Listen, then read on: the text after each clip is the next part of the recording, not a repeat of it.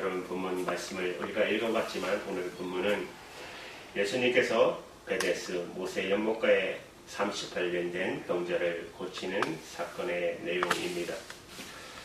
38년이라면 얼마나 긴 시간입니까? 얼마나 희망이 없었겠습니까? 그 오랜 시간 지겹게 누워 있었던, 병들어 있었던, 희망이 없었던 환자. 그러나 예수님께서는 여러분 1년이나 30년이나 38년이나 시간은 전혀 문제가 되지 않습니다.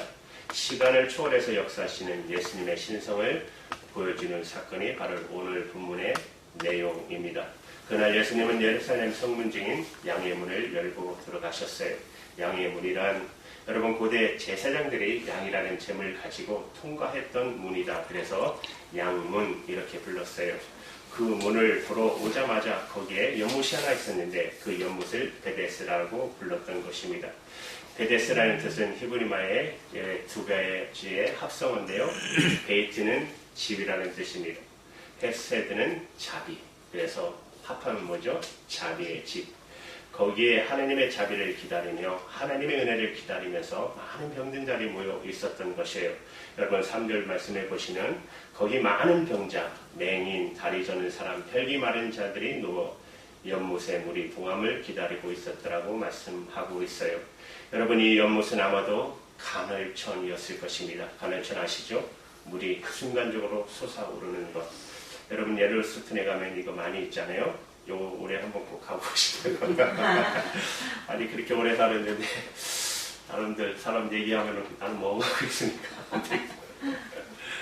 뭐 수십 미터까지 물이 치서 올랐잖아요. 그러면은 어떻게 돼요? 물이 동하지 않습니까? 일종의 유대인들의 민간 신앙인데 그 물이 솟아오를 때, 물이 동할 때 그 물에 동하는 그것은 천사인데 제일 먼저 들어가는 사람은 병이 낫는다. 이런 유대인의 속설을 따라 거기에 많은 병자들이 치유의 희망을 가지고 기다리고 있었어요. 바로 거기에 38년이 되는 병자가 있었던 것입니다. 병이 완전히 이제 중하게 되어서 걸어갈 기력도 없이 누워 있었던 것으로 보여져요. 그런데 물이 동할 때 먼저 들어가면 낫는다. 그런 일종의 민간신앙을 거기 있었지만 이 사람은 아마도 자기를 도와줄 사람이 아무도 없었던 것 같습니다. 그렇게 세월은 흘러서 갔습니다. 그런데 거기에 어느 날 예수님이 찾아오셨습니다. 여러분 본문 6절 말씀을 보십시오. 예수께서 그 누운 것을 보시고 병이 벌써 오래된 줄 아시고 이르시되 내가 낫고자 하느냐.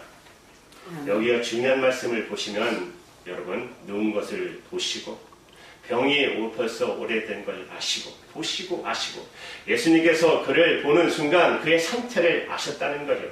그분은 하나님이시기 때문에 신성을 가지신 분이기 때문에 보시고 아셨어요. 보신 분, 아시는 분, 전지하신 분, 전능하신 분, 그분이 병자를 주목하시면서 이렇게 물으셨어요. 내가 낫고자 하느냐? 이 예수님의 질문이 오늘 이 사람이 기적을 경험하는 시작이 되었던 것입니다. 그렇다면 이 사람이 필요했던 그 치유의 기적을 경험하기 위해서 이 38년 된 병자 편에서 요구되었던 반응은 무엇입니까? 다시 말하면 그가 절망의 자리에서 일어나기 위해서 그에게 요구되는 반응, 그 반응이 무엇입니까? 그 하나는 여러분 익숙한 절망을 거부해야 한다는 사실입니다. 같이 해볼까요? 익숙한 절망을 거부해야 한다. 익숙한 절망을 거부해야 한다. 익숙한 절망. 사실 이날 예수님이 38년 된 병자를 보면서 내가 낫고자 하는 이 질문을 하고 있었을 때 여러분이 예수님의 곁에 이 병자의 곁에 있었다가 예수님이 하시는 이 말씀을 들었다면 어떤 반응을 보이실까요? 아니 예수님 그걸 질문이라고 하십니까? 물론 이 사람 낫기 원했겠죠. 이 사람에게 치유받는 것보다 더 절실한 필요가 어디 있겠어요? 하지만 여러분 다르게 생각해 보십시오. 38년 동안 그는 병치레를 하면서 전혀 마음의 희망을 갖지 못했어요. 또 이제는 아예 몸을 움직이지 못하는 정도가 되었어요. 연못에 물이 동한들 먼저 들어갈 가능성이 있었겠어요? 가능성이 없었어요. 이 사람은 어쩌면 이제는 치료의 희망을 완전히 포기해버린 채 그냥 그 연못 주변을 너무 익숙하니까 거기에 있으면서 시간을 때우는 체념의 사람이었을 것입니다. 그래서 이 사람 편에서 그것은 자기 병이 나을 수 있는 희망의 자리가 아니라 그냥 그렇게 자신의 절망을 확인하면서 생존을 이어가는 체념의 자리가 아니었겠어요? 그에게 치유와 희망이 아니라 어쩌면 그 자리를 지나치는 구경들이 가끔 던져주는 동전, 눈빛을 즐기면서 그냥 오히려 그 자리에 누워 있을지도 모릅니다. 여러분, 우리가 살고 있는 참 이 미국 참 부유한 나라입니다. 우리가 그런 말 하지 않습니까? 여기서는 아무것도 없어도 뭐 굶어 죽지는 않는다. 왜냐면 너무 자연이 풍부하니까 봄에 가서 열매 따먹으면 되고 뭐 바다 얼마나 해산물들 많아요. 그래서 여기는 게으르지만 않으면 정말 굶어 죽을 일은 없다. 그런데 놀라운 것은 집 없이 떠드는 홈리스 피플이 자꾸만 늘어간다는 것입니다. 근데 더 심각한 것은 그 나이대가 자꾸 젊어진다는 게 더 안쓰러운 일입니다. 여러분, 그들은 일자리가 없어서 그럴까요? 지금 얼마나 많은 일자리가 비어 있습니까? 사람을 찾지 못해서 얼마나 많은 사람들이 고통받고 있어요. 얼마나 일자리가 많아요. 그중에 그나마 조금이라도 깨어있는 사람은 한 달에 한두 주간은 일하는 사람들이 상당히 있어요. 여러분, 건축 현장 등지에서 가서 일해서 조금 돈을 벌어요. 그런데 그 사람 가운데 저축하는 사람은 아무도 없어요. 물론 저축할 돈도 안 되겠죠. 저축할 돈이 안 되겠죠. 하지만 작은 수입이라도 얻고 나면 이 사람들이 제일 먼저 하는 것이 뭐냐면 술, 마약, 도박을 해요. 한 주간에 다 써버려요. 그리고 또 다시 떠돌아다니는 거예요. 여러분, 이들에게 정말 필요한 것이 뭘까요? 돈일까요? 직장일까요? 이 미국에서 돈을 너무 많이 줘서 또 문제예요. 홈리스들에게 돈을 너무 많이 주니까 그거 가지고 일하겠어요? 아닙니다. 이분들에게 정말 필요한 것이 있다면 자기 미래를 향한 자기 자각이 바뀌는 거예요. 자기 미래에 대한 기대가 살아나야 되는 거예요. 그러나 그렇지 못하고 자꾸 포기해버리고 체험하고 생존을 이어가는 것입니다. 여러분, 다시 한번 예수님의 질문으로 돌아가 보세요. 내가 낫고자 하느냐? 내가 낫고자 하느냐? 참으로 오래간만에 어쩌면 자기 마음속에서 그래, 내가 나을 수 있어. 이 질문은 그냥 심각하게 고려했을지도 몰라요. 내가 지금 이대로 이렇게 살았으면 안 된다는 그 자각의식, 이것이 없이는 여러분, 그 다음에 치유라는 것이 무슨 의미가 있겠어요? 나 정말 낫고 싶어요. 나 정말 구원받고 싶어요. 아니, 정말 변화되고 싶어요. 사랑하는 여러분, 바로 그 순간이 치유의 시작이 되는 것입니다. 그래서 먼저 예수님은 이 질문을 통해서 자기에게 익숙한 절망을 거부하도록, 그리고 다시 한번 미래를 바라보도록 이 질문을 던진 것입니다. 내가 정말 낫고자 하느냐? 아니면 그냥 그대로 살 거냐? 지금까지 살아왔던 방식 그대로 살 거냐? 아니면 절망 가운데 삶을 살 것이냐? 시간을 때운 인생 그렇게 살 것이냐? 그렇다면 무슨 변화가 있겠어요? 익숙한 절망을 거부하는 의식, 이것이 첫 번째 필요한 것입니다. 또 하나, 한 걸음 더 나가서 익숙한 대답도 거부해야 한다는 것입니다. 익숙한 대답. 사랑하는 여러분, 지금 38년 된 병을 알아온 이 병자에게서 익숙한 대답은 뭡니까? 여러분, 그 당시 사회에는 이 사람이 병에서 치유받을 수 있는 방법, 해법이 뭐라고 가르치고 있어요? 4절 말씀을 보세요. 이는 천사가 가끔 못에 내려와 물을 움직이게 하는데 물이 움직인 후에 먼저 들어가는 자는 어떤 병에 걸렸든지 낫게 됨이러라. 여러분, 여기 특별히 주목해야 될 거 먼저라는 것이에요. 먼저. 이 낫는 것도 선착순이에요. 그래야 치유받을 수 있다는 거예요. 먼저 들어가는 자, 그가 치유받는다. 그가 성공한다. 이게 오늘 우리 사회가 우리에게 던져주고 있는 익숙한 방법, 해법 아닙니까? 최고의 사람이 우리 사회에서 대우받고 특혜를 누리고 성공하고 연못에 먼저 들어가는 자, 그래서 먼저 들어가게 해서 얼마나 오늘 우리 사회에서 치열한 경쟁이 벌어지고 있습니까? 그때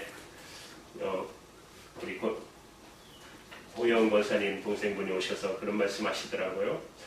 3가지 방법이 있어야 된다고. 요새 교육은 첫째는 할아버지의 재력, 둘째는 어머니의 극심한 극성, 아버지의 무관심.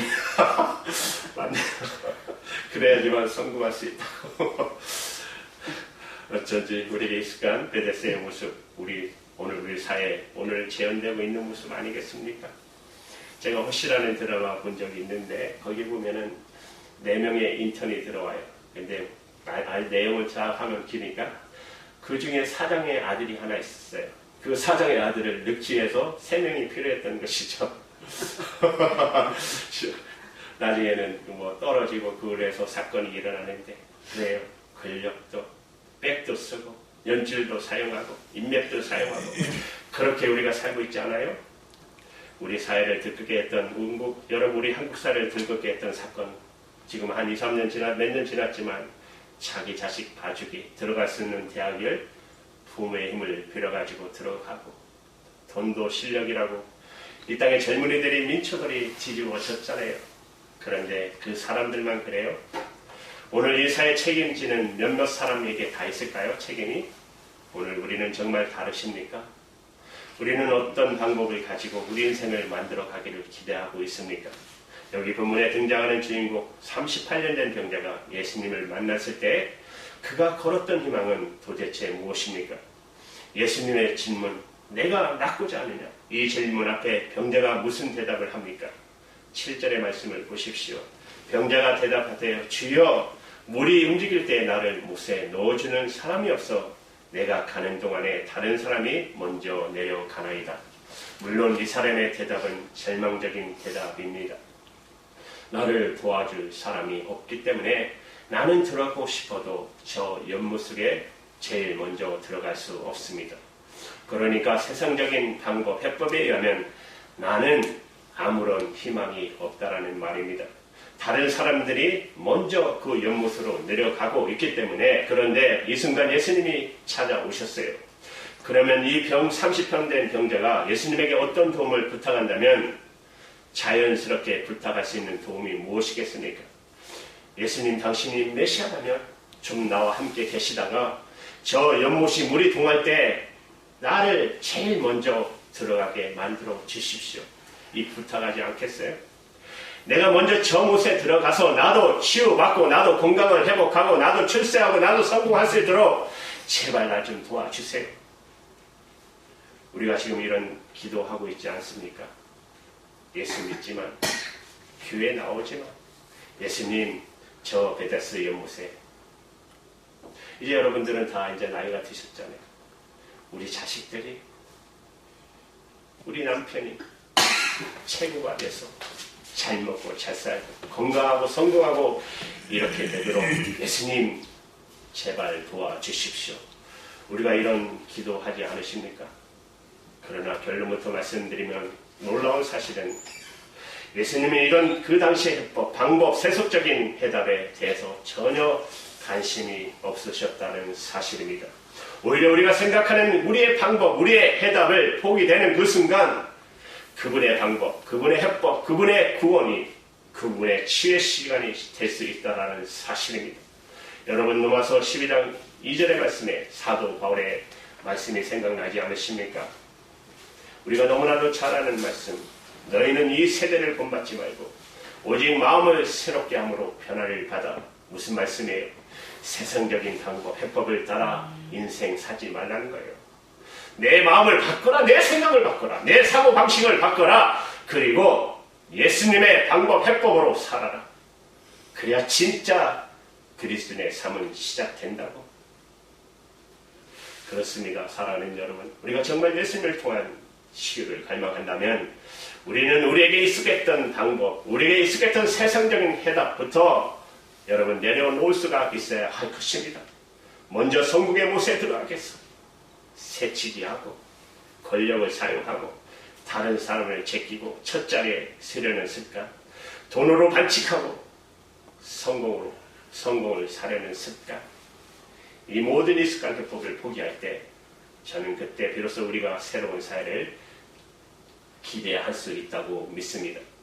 우리는 여러분 세상이 정권이 바뀌면 되는 줄 알았지만 이거 아닌 거 이제 아시지 않습니까? 우리가 먼저 바뀌어야죠. 우리의 사고가 먼저 바뀌셔야 되는 것이에요. 우리가 먼저 주님 앞에 회개할 때, 우리의 마음을 바꿀 때 새로운 역사는 비로소 시작될 것입니다. 여러분, 제가 두 가지 말씀드렸죠. 익숙한 절망을 거부하시라고, 그리고 익숙한 대답도 거부해야 한다고. 이제 진정한 답이 있습니다. 마지막 대답입니다. 마지막 대답, 해법은 오직 예수님을 바라보시라는 거예요. 이것이 본문이 우리에게 묻고 있는 중요한 질문인 것입니다. 그렇다면 이 본문에서 예수님의 기적의 치유는 어떻게 시작됐습니까? 우선 예수님은 그 베다스의 연못에 전혀 눈길 한번 주지 않으셨다는 사실입니다. 예수님은 이 병자를 주목하셨습니다. 이 아파하는 사람 38년 된 그를 주목하셨어요. 그리고 그에게 말씀하십니다. 요한복음 5장 8절에 말씀해 보시면 예수께서 이르시되 일어나 내 자리를 들고 걸어가라 하시니, 예수님은 말씀만 하신 것입니다. 말씀만. 그런데 말씀이 그를 치유하신 것입니다. 그 말씀이 그를 다시 살린 것입니다. 그 말씀이 그를 일으킨 것입니다. 연못의 물이 해답이 아니라, 세상의 방법이 해답이 아니라 주님의 말씀이 해답인 것입니다. 그렇다면 이제 이 땅에 살고 있는 그리스도인으로서, 여러분 믿음의 사람으로 살고 있는 여러분과 저만이라도 여러분 이렇게 고백할 수 있다면, 연못의 물이 세상의 해법이 해답이 아니라고, 거기에 먼저 들어가는 것이 해답이 아니라고, 줄 잘 서는 것이 해답이 아니라고, 돈으로 성공을 사는 것이 해답이 아니라고, 이런 행위들은 더 이상 희망이 아니라 오직 주님만이, 살아계시는 하나님의 말씀만이 우리의 해답이라고, 이렇게 할 수 있으십니까? 진실로 사람이 여러분 떡으로 살 것이 아니요 하나님의 입으로 나오는 말씀으로 사는 것이라고 여러분 믿으십니까? 여러분 그 말씀을 붙들고 일어설 수 있을까요? 우리가 참으로 오래간만에 이 38년 된 병자는 변명하지 않았습니다. 일어서라고 할 때 이 병자가 이렇게 변명할 수 있지 않습니까? 저는 병이 너무 오래돼서 일어설 수 없습니다. 저는 힘이 없어서 일어설 수 없습니다. 나를 도와줄 사람도 없고요. 나는 돈도 없고요. 하지만 그는 주님의 말씀을 듣는 순간 생명의 어떤 임재를 느꼈을 것입니다. 그리고 그분의 말씀을 믿음으로 받아들이고 있었습니다. 그리고 요한복음 5장 9절 말씀은 이렇게 말씀하십니다. 그 사람이 곧 나와서 자리를 들고 걸어가느니라. 여러분, 이분은 도대체 누구이십니까? 요한복음 11장 25절 26절에서 나사렛의 무덤에서 예수님 스스로 자기의 정체를 이렇게 선언하셨어요. 예수께서 이르시되 나는 부활이요 생명이니 나를 믿는 자는 죽어도 살겠고 무릇 살아서 나를 믿는 자는 영원히 죽지 아니하리니 이것을 내가 믿느냐? 아니십니까? 정말 우리는 이것을 믿고 있을까요? 부활이요 생명이신 그분은, 정답은 부활이시오 생명이신 주님 자신이셨어요. 그리고 주님의 말씀입니다. 이것을 우리는 참으로 믿고 있을까요? 물론 주님이 해답인 거 알고 있죠. 주님이 해답이지만 그래도 명예도 있어야 하고 권력도 있어야 하고, 주님이 해답이지만 그래도 돈도 있어야 하고, 주님이 해답이지만 그래도 백도 좀 있어야 하고, 이렇게 우리는 속으로 말하고 있지 않으세요? 예수께서 오늘 우리 주님이 이 38년 된 병자를 고치시면서, 그런데 이 사람에게 건 조건은 아무것도 없었다라는 사실입니다. 헌금도 요구하지 않으셨어요. 또 자신에 대한 인격적인 충성도 요구하지 않으셨어요. 딱 하나 요구하셨어요. 예수님이 그를 치료하시면서 요구했던 딱 하나의 조건, 뭔지 아세요? 다시 죄를 짓지 말라. 딱 이거 하나였어요. 여러분 요한복음 5장 14절의 말씀을 보세요. 그 후에 예수께서 성전에서 그 사람을 만나 이르시되 보라 내가 나았으니 더 심한 것이 생기지 않게 다시는 죄를 범하지 말라 하시니, 여러분 그는 치유되었습니다. 그는 고침을 받았습니다. 그는 변화되었습니다. 그 변화는 어떻게 나타났습니까? 요한복음 5장 15절의 말씀에 그 사람이 유대인에게 가서 자기를 고친 이는 예수라 하십니다. 뭐라고 그럽니까? 자기를 만나는 모든 사람에게 그는 이렇게 말하기 시작했습니다. 여러분 나를 고치신 이가 예수님이십니다. 나를 변화시킬 시가 예수님이십니다. 그는 그를 만나는 모든 사람에게 성전에 있든지 거리에 있든지 시장에 있든지 나를 고치시니까 예수님이시다. 그분이 바로 예수님이다. 이렇게 증거하기 시작했습니다. 제가 가게를 최근에 인수해줬는데 그게 젊은 분들이에요. 그 세 분이 하시는데 첫 번째 분이 성당을 한 40년 다니셨대요. 근데 그리스도인이 된 계기가 있었는데 주위에 있던 권사님이 계속 전도를 한 거예요. 교회로 나오시라고. 에이, 내가 40년 믿었는데 어떻게 내가 교회를 갑니까? 어떻게 갑니까? 근데 결정적인 한마디에 그분이 변화되어 지금 어디죠? 안디옥에 지금 성교부장까지 하시고 계시는데 젊은 분이 그 권사님이 하셨던 딱 한마디, 성경을 읽으십니까? 40년 동안 성경 한 번을 안 읽어보신 거예요. 성당은 그게 맹점이 아닙니까? 성경을 잘 몰라요, 그분들은. 그 한마디에 이분이 충격받고 성경을 읽기 시작했어요. 그때 성령에 감동하셔서 자기가 교회로 오게 됐다고. 그리고 지금 저 신안디옥교에서 세 개의 부서를 맡으면서 열심히 봉사를 하고 있다고. 사랑하는 여러분, 마틴 루터가 종교개혁자들이 했던 사건이 뭡니까? 사제의 손에 있던 그 말씀을 평신도에게 준 것이 바로 종교개혁입니다. 오직 말씀. 오직 성경은 하나님의 말씀, 우리의 행동의 근거, 우리의 새로운 삶의 근거는 하나님의 말씀, 성경뿐이라고. 그들이 그것을 가지고 종교개혁을 하지 않았습니까? 오늘 여러분, 저와 여러분의 선택은 무엇이겠습니까?